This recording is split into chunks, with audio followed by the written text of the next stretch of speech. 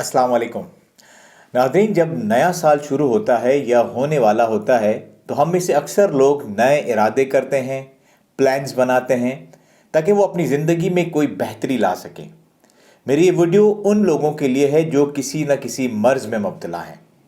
अगर आप मरीज़ हैं तो मेरी आपसे गुजारिश होगी कि इस वीडियो को लाजमन आखिर तक देखें, क्योंकि इंशाल्लाह मुझे यकीन है कि इसके बाद आपका अपनी बीमारी और अपनी सेहत के मुतालिक नुक्ता नज़र मुकम्मल तौर पर तब्दील हो जाएगा। आप नेक्स्ट लेवल पर चले जाएंगे जहां आपको लगेगा कि जैसे एक बिजनेसमैन अपने बिजनेस की ऊंच नीच को समझता है और उसे बेहतर तरीके से परवान चढ़ाता है, बिल्कुल इसी तरह आपको बीमारियों की फ़िलॉसफ़ी समझ आ जाएगी और आप बेहतर तरीके से उनको हैंडल कर सकेंगे। मेरी इस वीडियो के दो हिस्से हैं। पहले हिस्से में मैं आपको बीमारियों की नफ्सियात बताऊंगा, आपकी जहन साजी करना चाहूँगा कि जिसके बाद आप अपनी बीमारी को सीरियस लेना शुरू करेंगे। जबकि दूसरे हिस्से में मैं आपको उन इक़दामात के बारे में बताऊंगा जिन पर अमल करके आप अपनी बीमारी और सेहत को बेहतर तरीके से हैंडल कर सकेंगे इंशाल्लाह।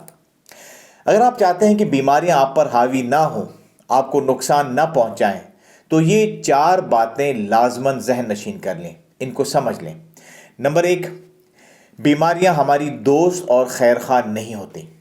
ये एक ऐसे दुश्मन की मानिंद होती है जिसका मकसद ही आपको नुकसान पहुंचाना होता है, आपको तकलीफ देना होता है, आपको परेशान करना होता है। आप अपनी बीमारी को हरगिज़ हरगिज़ हल्का ना लें, क्योंकि ये दुश्मन आपके घर के अंदर मौजूद है, आपके जिस्म के अंदर मौजूद है और घर में बैठा दुश्मन ज़्यादा नुकसानदेह साबित होता है। नंबर 2, आप अपनी बीमारी के मुतालिक ये पता कर कर रखें कि क्या आपकी बीमारी को खामोश बीमारी, जिसे हम साइलेंट डिसऑर्डर कहते हैं, कहा जा सकता है।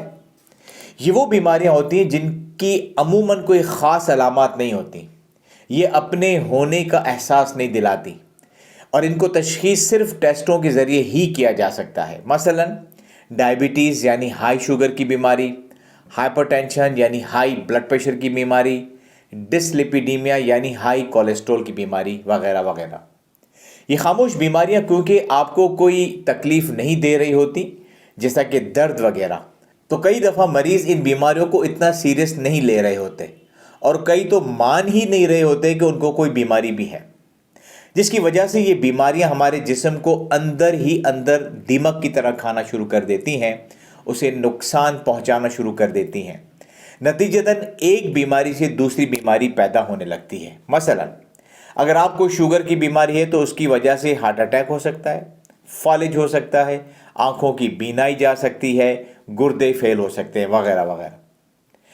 तीसरा, बीमारियां बांझ नहीं होती। बांझ कहते हैं जो बच्चे ना पैदा कर सके, तो इसका मतलब ये हुआ कि बीमारियां बच्चे देती हैं। अगर बीमारियों को कंट्रोल में ना रखा जाए तो उनमें से नई बीमारियां जन्म लेती हैं। मसलन जैसे मैं आपको ऊपर बता चुका हूं कि अगर आपको हाई शुगर की बीमारी है और आपने उसे कंट्रोल में न रखा तो कई सालों में ये बच्चे देना शुरू कर देगी। फालिज हो गया एक बच्चा, हार्ट अटैक हो गया दूसरा बच्चा, गुर्दे ख़राब हो गए तीसरा बच्चा, हाथ पांव सुन हुए, सुइयां चुभनी शुरू हुई जो कि नसों की बीमारी की अलामत है, चौथा बच्चा, नज़र कमज़ोर हो गई, बीनाई चली गई, मोतिया आ गया, पांचवा बच्चा। लेकिन अगर आप अपनी बीमारी का अच्छे से ख्याल रखते हैं तो उसकी ज़रूरत नहीं होगी कि इतने बच्चे पैदा करें। इसी तरह हर बीमारी का कोई ना कोई बच्चा होता है। तो बॉटम लाइन ये है, मुख्तसर ये है कि आप एक शख्स से तो लड़ सकते हैं, लेकिन एक नस्ल से लड़ना आसान काम नहीं होता। चौथा पॉइंट जो कि आखिरी बात है वो ये कि आप इस हकीकत को मानें, इसे एक्सेप्ट करें कि आपको बीमारी है। आपका ये मानना सतही यानी सुपरफिशियल नहीं होना चाहिए। मैं इसकी वजाहत करता हूँ। देखिए, अपनी बीमारी को ओन करना, उसे मानना, इसके 3 लेवल, 3 दर्जे हो सकते हैं। सबसे बेहतरीन दर्जा तो ये है कि मरीज़ अपनी बीमारी को ना सिर्फ माने बल्कि उसके बारे में जानकारी रखे और उसका ठीक ठीक इलाज करे ताकि वो बांझ ही रहे, बच्चे ना दे। इसका दूसरा दर्जा ये होता है कि आप अपनी बीमारी को मान तो रहे हैं لیکن اس کو سیریس نہیں لے رہے، اس لیے اکثر اس کے علاج میں کوتاہی اور غفلت کر جاتے ہیں۔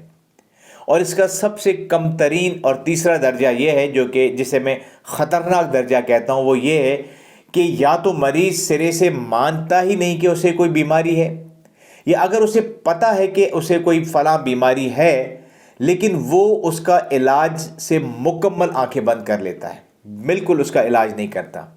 اور ایسے مریض شدید خطرے میں ہوتے ہیں، خصوصاً اگر ان کی بیماریاں خاموش بیماریاں ہیں، مثلا high sugar, high blood pressure وغیرہ۔ ناظرین، ہمارے ہاسپٹل میں اکثر مریض اسی دوسرے یا تیسرے درجے والے ہی ہوتے ہیں جو کہ فالج اور ہارٹ اٹیک کی شکل میں آ رہے ہوتے ہیں ہمارے پاس، اور ان کی حالت بڑی کرٹیکل ہوتی ہے۔ آئیے اب اس ویڈیو کے دوسرے حصے کی طرف چلتے ہیں، جس میں ہم ان پوائنٹس پر بات کریں گے جن پر غور کر کے عمل کر کے آنے والے نئے سال میں آپ کی جسمانی اور روحانی صحت میں انشاءاللہ بہتری آئے گی۔ پہلا اقدام، سب سے پہلے آپ اپنا احتساب کریں کہ گزشتہ سال آپ نے اپنے ساتھ کیا کیا کوتاہیاں کی تھیں جس کی وجہ سے آپ کی صحت کو نقصان پہنچا۔ جو دوائیاں بتائی گئی تھیں ان کو حسب ہدایت لیا کہ نہیں لیا، جس کی اگر نہیں لیا تو بیماری میں اضافہ ہوا۔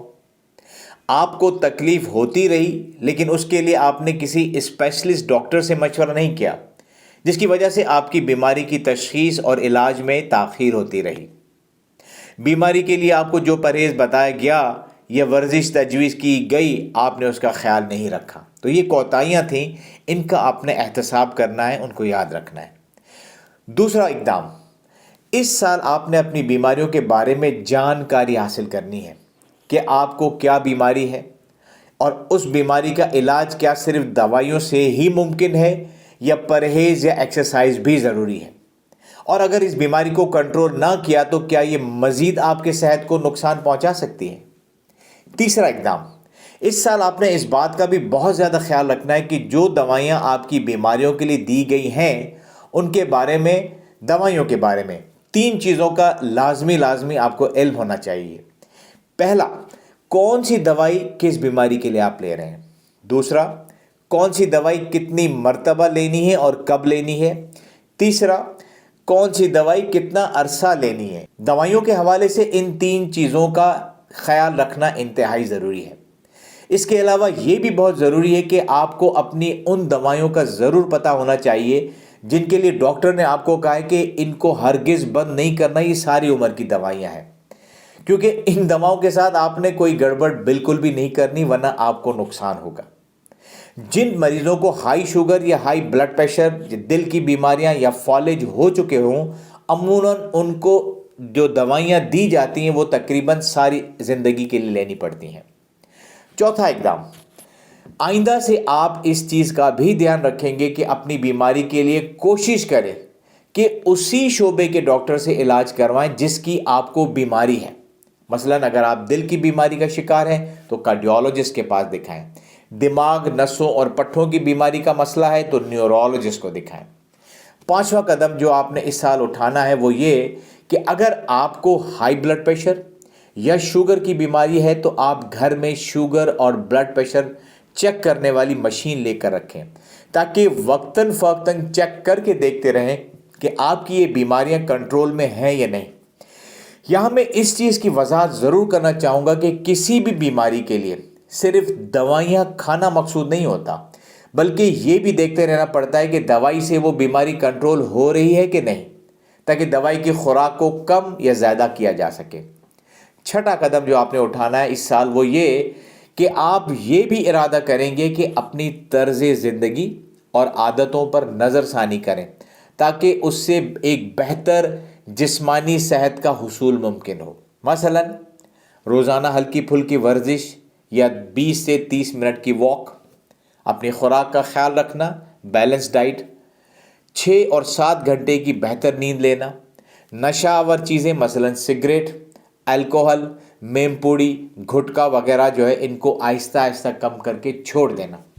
اپنے وزن کو آپ نے لازمی کم کرنا ہے، بشرطے کہ آپ موٹے ہیں یا آپ اوور ویٹ ہیں یا آپ کا پیٹ باہر نکلا ہوا ہے۔ اور آخری قدم جو میں اسپیشلی آپ سے ریکویسٹ کروں گا کہ اس پوائنٹ کو ضرور سنیں، اس کو سمجھیں، اور کیونکہ اس چیز پر عموماً بات نہیں کی جاتی۔ وہ پوائنٹ یہ ہے کہ جسمانی بیماریوں کے ساتھ ساتھ آپ کو اپنی روحانی صحت اور روحانی بیماریوں پہ بھی نظر رکھنی ہوگی۔ کیا کیا؟